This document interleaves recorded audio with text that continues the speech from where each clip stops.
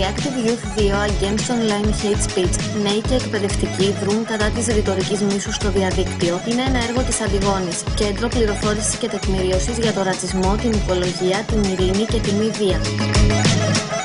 Στόχος του προγράμματος είναι η καταπολέμηση της διαδικτυακής έκφρασης της ρητορικής μίσους στην Ελλάδα. Ο όρος hate speech, ρητορική μίσους, περιλαμβάνει όλες τις μορφές έκφρασης που εξαπλώνουν, υποκινούν, προωθούν ή δικαιολογούν το φυλετικό μίσος, την ξενοφοβία, τον αντισημιτισμό ή οποιαδήποτε άλλη μορφή μίσους βασίζεται στην προκατάληψη και εκφράζεται με επιθετικό εθνικισμό και εθνοκεντρισμό, διακρίσεις και εχθρότητα ενάντια σε μειονότητες, μετανάστες και ανθρώπους με μεταναστευτική καταγωγή.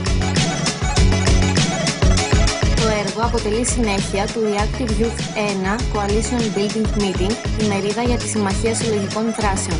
Στα πλαίσια του προγράμματος διοργανώθηκε ένα τριήμερο εργαστήριο για εκπαιδευτικούς και μαθητές με στόχο να δημιουργήσουν μαζί εργαλεία για την αντιμετώπιση της ρητορικής μίσους στο διαδίκτυο. Την πρώτη μέρα, οι εκπαιδευτικοί συζήτησαν τα αποτελέσματα της πρώτης συνάντησης για τη ρητορική μίσους και προετοίμασαν θεατρικά σενάρια σχετικά με το θέμα. Το πρωί και το απόγευμα της δεύτερης μέρας, οι μαθητές του σχολείου και οι υπόλοιποι συμμετέχοντες αντίστοιχα παρουσίασαν τα θεατρικά χρησιμοποιώντας εργαλεία της μεθόδου του θεατρικού αυτοσχεδιασμού.